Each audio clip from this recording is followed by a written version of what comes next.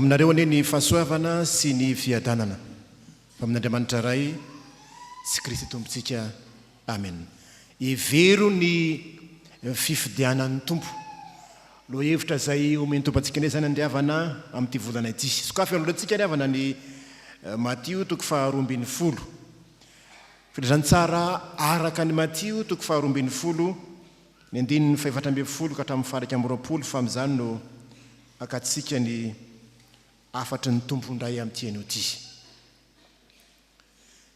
Ny filazantsara ny Matio ry havana dia filazantsara natao indrindra ho an'ny jiosy mba anaporofona fa Jesoa no ilay zanak'Andriamanitra, ilay zanak' Davida, ilay Mesia atry ny ela efa nandrasan'ny jiosy ary ilay nifidin'Andriamanitra mba hanafaka izao tontolo izao.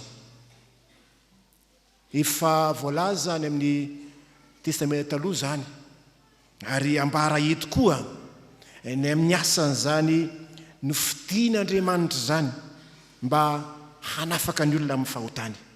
Misy reto fahamarinana telo reto ry havana azontsika resina amin'ny ten'Andriamanitra ity. Ny voalohany dia zao: Jesoa nankahalaina. Ny hoe Jesoa tsika satria izy ilay nifidin'Andriamanitra hanafaka izao tontolo izao, fa ny fidianan'Andriamanitra azy niteraka fankahalana indrindra ho an'ireo zay olona akaiky azy, ireo Fariseo, mpanora an-dàlana sy ny sisa. Jesoa nankahalaina ry havana amin'ny fahamarinana voalohany resahantsika eto. Ny 4:20 dia misy zao teny zao. Andeha ry havana mba hiara-maka sika. 4:20 ary ny Fariseo dia lasa nivoaka ka niara-nisaina mba hahafaty azy. Ary ny Fariseo dia lasa nivoaka ka niara-nisaina mba hahafaty azy.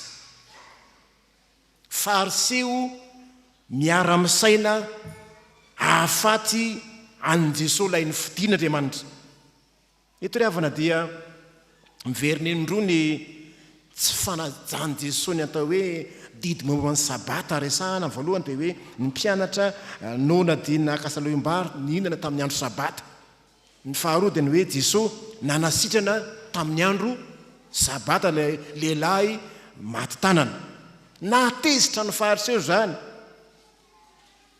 ka nanao teny mafy tamin'ny Jesoa ny Fariseo, fa mazava ny tenin'i Jesoa ny hoe tompo ny sabata ny zanak'olona. Amin'reto Fariseo reto maty dia zao raisiny ho mpanakorotana Jesoa eto, mandika ny lamina efa napetraka sy mahazatra hatramin'izay mahakasika izany ny didi mikasika ny sabata izany, mpanimbazimba ny lalàna i Jesoa eto, manasitrana amin'ny andro sabata. Azo heverina fa na ny toriteny nataon'i Jesoa aza dia nanozongozona ny tombontsoa sy ny fomban-drazana tamin'ireto Fariseo reto, ka zany ny antony ny heveran'ireto Fariseo reto zay hahafaty na zay hanafoanana tanteraka.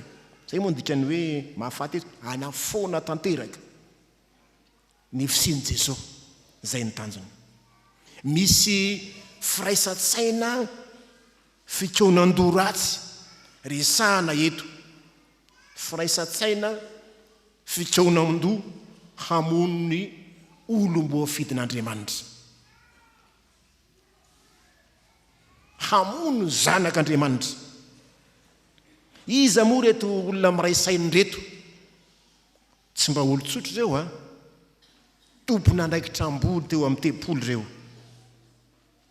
Raha ambara dia olony fiangonana reo, olona mahay tenin'Andriamanitra reo, olona mahalala reo, fa saingy jambany fitiavan-teny, voatohitohina ny tompontsoany dia nankahala an' Jesoa izy. Ary zany fankahalana zany dia tonga hatramin'ny hamonoana azy ho faty. Hitantsika ny toy ny tantara. Jesoa Kristy dia nankalaina. Mitarika antsetsika koa zany ry havana malala. Hevitra fa rehefa olom-bo fidin'Andriamanitra ianao, rehefa manao ny asan'Andriamanitra ianao, dia mandalo zany toe-javatra zany. Tsy ny olona rehetra akory ny mahatanty ny fanakianana na ny toriteny izay nataon'i Jesoa. Fa na dia misy aza ny vahoaka manaraka azy, misy kosa ireo tia voninahitra, ireo mpanareo mpahefana satria very tombontsoa teo amin'ny tempoly, satria tsy nisy mpanaraka izy raha marina dia hoe betabe ny vahoaka nanaraka an'i Jesoa. Mitarika ny saintsika izany ry havana, hieritreritra fa tsy moramora akory ny nanjoan'i Jesoa. Nankalaina izy, nokasaina ho vonoina izy, ary novonoina mihitsy azy. Izay mitarika ny saintsika hieritreritra ny hoe raha olom-bo fidy aho, olom-bo fidy ianao, olom-bo fidy isika, mahazaka izany fanenjehana sy fankalana zany ve? Tsaro fa rehefa ny tombontsoan'ny hafa ny voatotohany, rehefa voatotohana amin'ny fahefany sy ny tombontsoany, dia fankalana ny vokatra zany. Raha ny marina dia tena fialonana tsotro zao ny anton'izao fankalana zao. Teo ihany ny hoe sabata sy ny sisa, fa tena fialonana ny anton'izao famonoana natetika hamonoana Jesoa zao. Azakaka sika fa raha misy olona voatotoana tombontsoa na voakitikitika ny fombany dia sarotony amin'izany izy, dia mitady hevitra hanoerana. Zany no tantara izay resahana eto. Raha misy olona mijoro sa manitsy dia ankalaina izy, hevero ny fifidianan'ny tompo. Olom-bo fidin'Andriamanitra sika, aoka hazaka izany fanenjehana zany. Jesoa aza ry havana, Jesoa aza nankalaina, Jesoa aza nenjehina, nokasaina vonoina. Dikan'izany dia zao ny hoe aza miandry fankasitrahana azy voninahitra loatra eo amin'ny fiainana. Fa Jesoa aza tsy nahazo izany teto, na nasitrana izy, fa inona ny zavatra azony? Famonoana ho faty. Ny olona dia tsy faly amin'ny fahasoavan'ny hafa, fa faly amingana sy ankala. Zany nanjoan'ity Jesoa Kristy izay voafidin'Andriamanitra ity. Fa ny faharoa ry havana, Jesoa miasa am-panetretena. Jesoa miasa tamin'ny panetretena. Ny fandrian'ny olona tamin'ny fomba maro izy, zay le famandriana moa ny resahana eto. Kanefa noho ny fahendreny dia nomeny fanahy masina azy, ny tolotsaina, dia tsy voafandritra reto jiosy reto mihitsy izy. Nanenjehany Fariseo aza ny fiziriavana, dia nanino? Nangina izy. Voalaza ny Isaia zany, nangina izy. Hoy ny voalazan'ny Isaia 2:7, tsy antsoantso izy, na nandratra ny feony. Zany hoe tsy namaly akory, tsy nitabataba akory. Zany no fihetsika Jesoa Kristy. Na dia zany, na dia fantany aza ny fankalana azy, ny asa mangina izy, nataony ny fampianarany, nasehony ny toetra ny feny fanetretena. Ka dia vahoaka betsaka no nanaraka azy. Mesy tsy mba niezaka nanandra-tena izy, na niantsoantso, fa niasa tamin'ny faly me-panasy fitiavana izy. Izy tokoa no toky ho an'ireo zay mila vonjy, niasa tramin'ny fanetretena. Jesoa miasa am-panetretena. Direo tsara fa rehefa fatany ilay hoe fikasana mono azy, dia niala teo izy, hoy voalaza eo. fa Jesoa nahalany zany dia niala teo izy. Ka nisy olona betsaka nanaraka azy ka nosotaniny avokoa izy rehetra. Dia volaza moa hoe niala izy nitohizany ny asany, tsy nandao ny fanompony izy, mailo izy, atonga zay namepetra hoe aza milazalaza. Zany ndiava ny toetran'i Jesoa eto, miasa ampanetretena, ninona fanenjehana, ninona fikasana amondro sy andringana, nitohizany ihany ny asa nandrana azy. Tsy nilaozany ny fanompony na dia fanompona hiatra manaina azy. Zay rehefa nitoetra tsara ilay tahaka eto, tsy nandao ny fanompony Jesoa, ninona fikasana amono azy, fa dia nataony zany fa eo ihany ny fahamailony hoe aza miteniteny.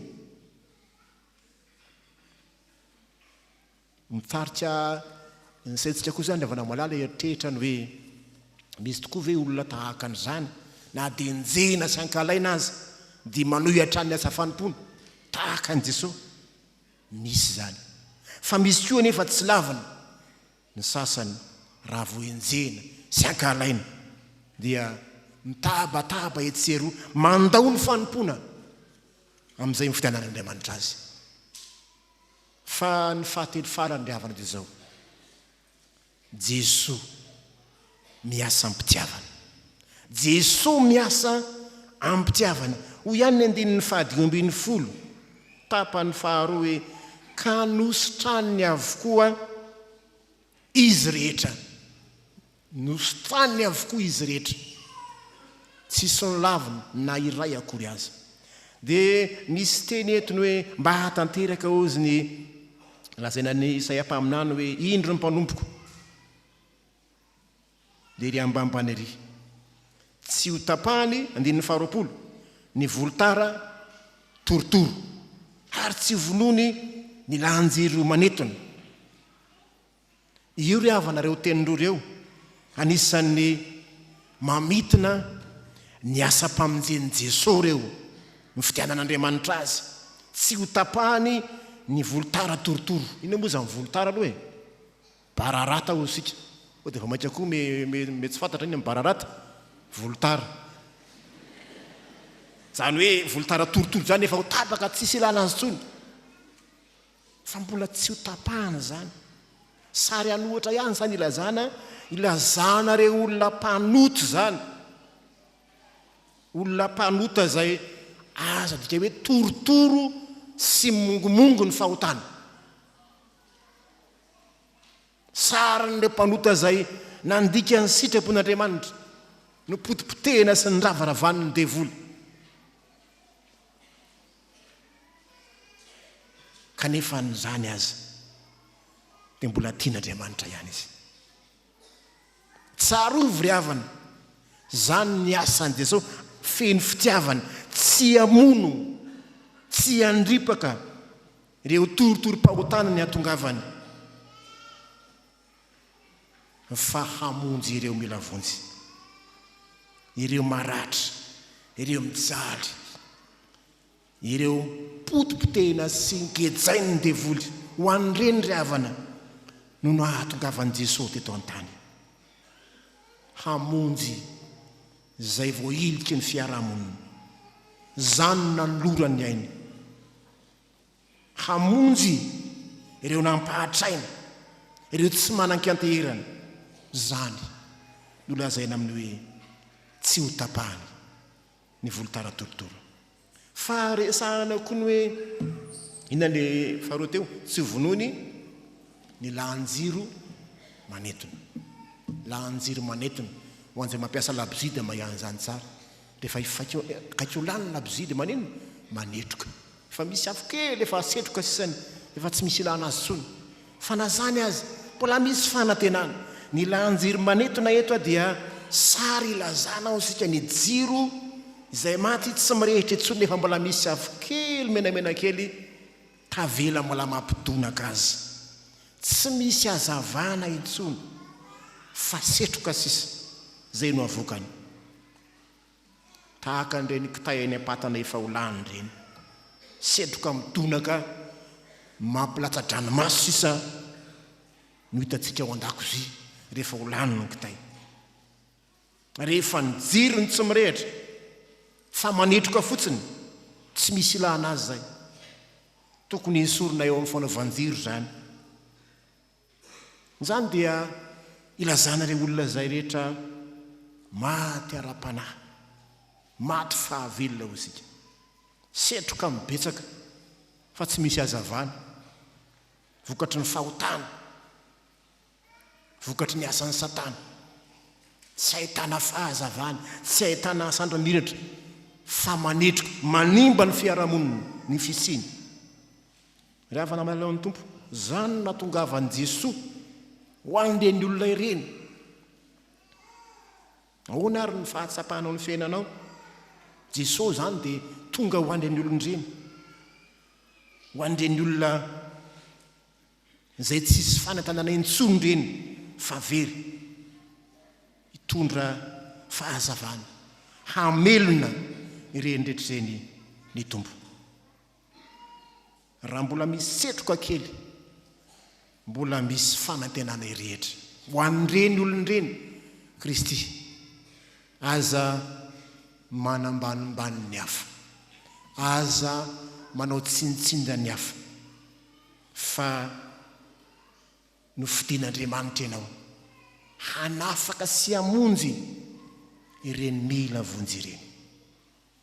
Tahaka ny lahin-jiro manentona tokoa ireny olona ireny indraindray, tsy zavatra tsara mba azonao aminy fa mampilatsa-dranomaso aza ny ataony. Ny ataony dia tsy mitondra fifaliana fa fahamaizinana, olona maty fanahy, fa ho an'ireny ny tompo. Mety manafitohina ny hafa sy manodidina azy izy, fa ho an'ireny natongavan'ny tompo. Raha avy namalala ny tompo, zany no fikasan'Andriamanitra. Tsy ho vonono ny lahin-jiro manentana, tsarovy ry havana. Ampirehetin'i Jesoa indray zany ireo maty fanahy mbola velona, mba ho velona indray fanazavana zao tontolo zao, hitondra hafanana, hitondra hazavana. Zany ny fikasan'i Jesoa. Jereo tsara fa ilay lehilahy maty tanana dia nosotraniny mba hatonga azy hiasa sy velona indray eo amin'ny fiarahamonina. Ry havana rehetra amin'ny tompo, ny ten'Andriamanitra dia mitaona antsika atsiaro hevitra zany fiantsoan'Andriamanitra zany, no fidian'Andriamanitra ianao. Jesoa ny modeliny zany olona ny fidian'Andriamanitra zany. Jesoa zay nankalaina, mety andalo an'izany sika rehetra ankalaina. Jesoa miasa ampanitra tena aza be oeraoera rehefa manao asan'Andriamanitra. Aloha miasa ampanetretena so dia mahafoy ny olava, ary miasa ampitiavana aza manavakavaka na iza fa mendrika eo vonjena avokoa ny olombelona rehetra. Andeha ry havana irahina, andeha irahina iombona mba ahatonga ny asan'Andriamanitra ho tanteraka, ahatonga ny ten'Andriamanitra ho voatory hiandany amin'ny Jesoa Kristy, fa aza miombona sy miray saina amin'izay rehetra mety mitarika ho any amin'ny fahavoazana, fahalavony, nyjany amin'ny tsy fitiavana sy ny fankalana, tahaka nataon'ny Fariseo. Andeha hiombona andany amin'ny Kristy isika, ka hanao zava-dehibe ny fifitianan'Andriamanitra antsika hitondra famonjena ho an'izao tontolo izao. N'Andriamanitra voninahitra ho aminao ry havana ny fiadanan'ny tompo. Amen.